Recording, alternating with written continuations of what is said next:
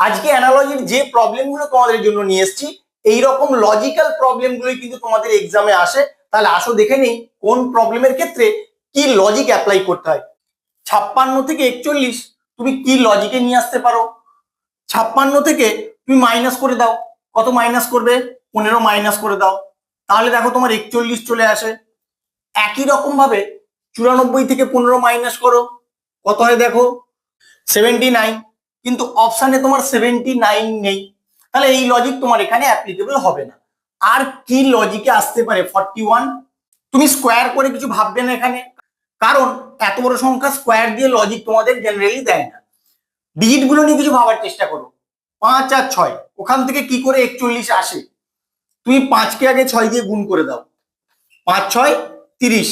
এবার 5-এর সঙ্গে আবার 6 যোগ করে দাও, 6 5 11। 30-এর সঙ্গে যদি 11 যোগ করো তাহলে কিন্তু 41 চলে আসে। সেম লজিকটা এদিকে অ্যাপ্লাই করো। 9-কে 4 দিয়ে গুণ করো, 9 4 36। আবার 9-এর সঙ্গে 4 যোগ করো, 9 4 13। এদের যোগফল বের করো, কত হয় দেখো 6 আর 3 9, 3 আর 1 4। এবার দেখো 49 তোমার অ্যান্সারে আছে নাকি? দেখো 49 কিন্তু তোমার আছে অপশন এ তে, তাহলে এটাই তোমার কারেক্ট অ্যান্সার হবে। যখন তোমরা এই টাইপের প্রবলেম দেখতে পাবে, এই টাইপটা মানে কি বলতে চাইছি ভালো করে খেয়াল রাখো। অনেক বড় একটা সংখ্যা থেকে তুলনামূলক যথেষ্ট ছোট একটা সংখ্যা হচ্ছে। একই রকম ভাবে এখানে অনেক বড় একটা সংখ্যা থেকে অনেক ছোট একটা সংখ্যা হবে। তুমি অপশনের দিকে তাকালেই বুঝতে পারবে যে ছোট সংখ্যাই তোমার এখানে অ্যান্সার হবে। কিন্তু কি করে করবে? যখন এই টাইপের প্রবলেম দেখতে পাবে তোমাদের কিন্তু যোগ বিয়োগ গুণ ভাগ কিছু করার দরকার নেই, একবারে ডিজিট গুলো নিয়েই ভাববে। এখান থেকে ডিজিট গুলো নিয়েই ভাববে, বারবার বলে দিচ্ছি এইভাবে কিন্তু তোমাদের ভাবতে হবে। ডিজিট গুলো নিয়ে তুমি কিভাবে 58 আনতে পারো।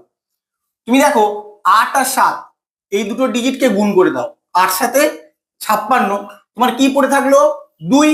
56-র সঙ্গে যদি 2 যোগ করে দাও তাহলেই কিন্তু 58 চলে আসে। সেম লজিকটা এদিকে অ্যাপ্লাই করো। 5 গুণ 3, 5 3 15, 15-র সঙ্গে 7টা যোগ করে দাও, কত হয় 7 5 12 অর্থাৎ 22। এবার অপশনের দিকে তাকাও, দেখো অপশন বি তে কিন্তু তোমার 22 আছে। এভাবে কিন্তু তোমাদের ভাবতে হবে। তাহলে শুধু টাইপটা খেয়াল রাখো, টাইপ গুলো খেয়াল রাখলে কিন্তু তোমরা লজিকটা খুঁজে বের করতে পারবে, তাই টাইপটা ভালো করে খেয়াল রাখো। এই প্রবলেমটা দেখা মাত্রই অনেকে সলভ করে ফেলেছো। কিভাবে করেছে একটু দেখে নাও। 4-কে তুমি কি লিখতে পারো 2 এর স্কোয়ার, আর 27-কে কি লিখতে পারো 3 এর কিউব। যার স্কোয়ার হলো তার সঙ্গে 1 যোগ করার পরে যে সংখ্যাটা পেলাম তার কিউব হলো। এইভাবেই লজিকটা তোমার ডেভেলপ করতে হবে। 9-কে তুমি কি লিখতে পারো 3 এর স্কোয়ার, বা যার স্কোয়ার হলো তার সঙ্গে 1 যোগ করে যে সংখ্যাটা হবে তার কিউব করে দিলেই কোশ্চেন মার্কের অ্যান্সারটা পেয়ে যাবে। 4-এর কিউব মানে কত হয় 64। এবার অপশনের দিকে তাকাও, অপশনে তোমার 64 নেই। যদি অপশনে 64 থাকতো ওটা তোমার কারেক্ট অ্যান্সার হতো।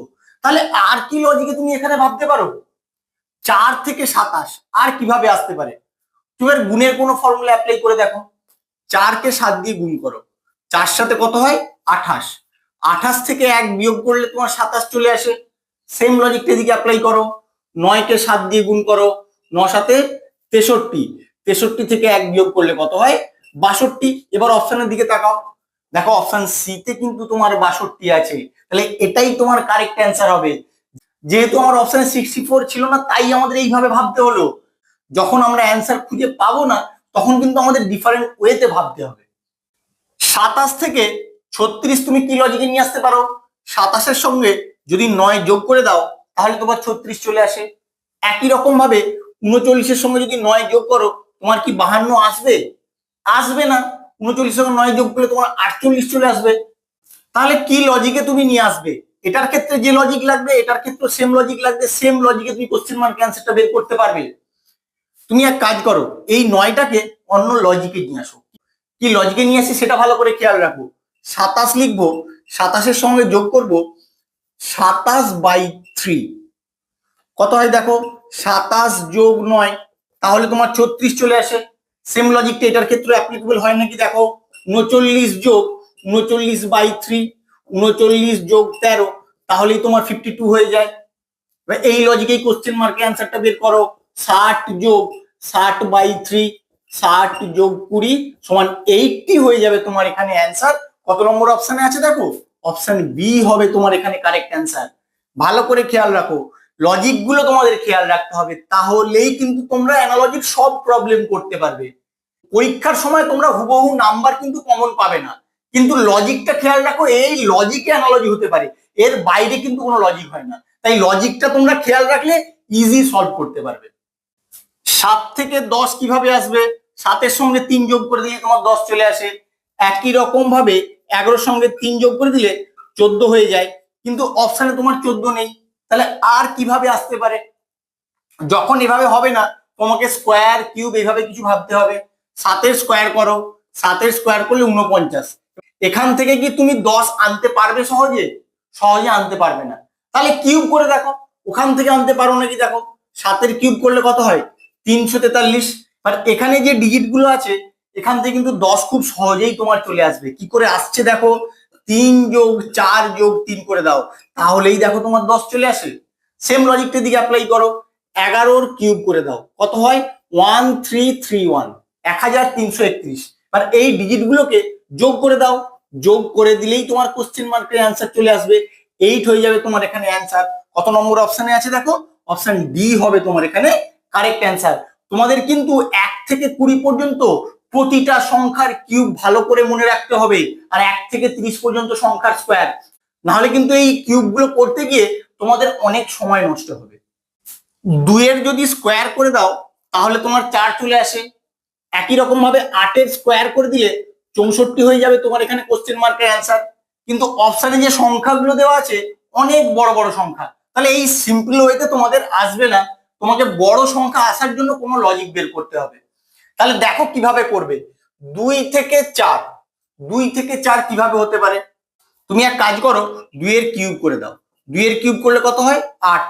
এবার 8 থেকে 2-এর স্কোয়ার অর্থাৎ 4 বিয়োগ করে দাও, কত হয় দেখো।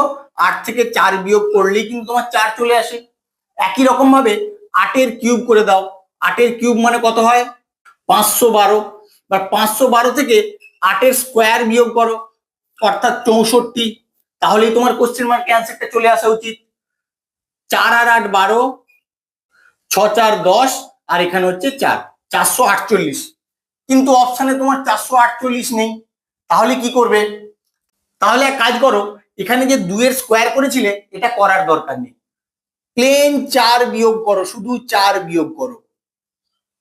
তাহলে এখানেও 512 থেকে শুধু 4 বিয়োগ করবে, 8-এর স্কোয়ার বিয়োগ করার দরকার নেই, শুধু 4 বিয়োগ করে দেখো কত হয়।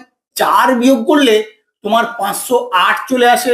এবার অপশনের দিকে তাকাও, দেখো অপশনে কিন্তু 508 আছে, তাহলে এটাই তোমার কারেক্ট অ্যান্সার হবে। ভালো করে খেয়াল রাখো, যখন একভাবে হলো না আমি কিভাবে অ্যাপ্লাই করছি। 12-কে যদি 5 দিয়ে গুণ করো তাহলে তোমার 60 চলে আসে। একই রকম ভাবে 14-কে যদি 5 দিয়ে গুণ করো তাহলে 70 হয়ে যাবে তোমার এখানে অ্যান্সার। কিন্তু অপশনে 70 নেই, তাহলে কি করবে? তখন তোমাকে অবশ্যই এই সংখ্যাটা স্কোয়ার কিউব এরকম নিয়ে কিছু ভাবতে হবে। তখনও না পেলে তারপরে ডিজিট নিয়ে কিছু ভাববো। প্রথমে 12 স্কোয়ার করে দাও, 12 স্কোয়ার করলে কত হয়? 144। এবার এখান থেকে 60 কি করে বানাবে? এক কাজ করো, 144-কে 2 দিয়ে ভাগ করে দাও, কত হবে? 72। আর 72 থেকে এই প্রথমে যে সংখ্যাটা আছে অর্থাৎ 12 বিয়োগ করে দাও, তাহলে কিন্তু তোমার 60 চলে আসে। সেম লজিকটা এদিকে অ্যাপ্লাই করো। প্রথমে 14-র স্কোয়ার করে দাও, 14-র স্কোয়ার করলে কত হবে? 196। এবার 196-কে 2 দিয়ে ভাগ করো, ভাগ করলে কত হয়? 2 নং 18, 2 আসছে 16, 98। 98 থেকে এই যে 14টা আমি বিয়োগ করব, বিয়োগ করলে কত হয়? 4 আর 4 8, 8 আর 1 9, 84। এবার অপশনের দিকে তাকাও, দেখো অপশন বি তে কিন্তু তোমার 84 আছে। তাহলে ভালো করে খেয়াল রাখো কি লজিকটা আমি এখানে অ্যাপ্লাই করলাম। আমার ভিডিওটা কেমন লাগলো তোমরা অবশ্যই কমেন্ট করে জানিও, বন্ধুদের সঙ্গে বেশি বেশি করে শেয়ার করবে, আর এরকম লজিক শেখার জন্য প্লিজ আমার চ্যানেলটাকে সাবস্ক্রাইব করবে। Thank you.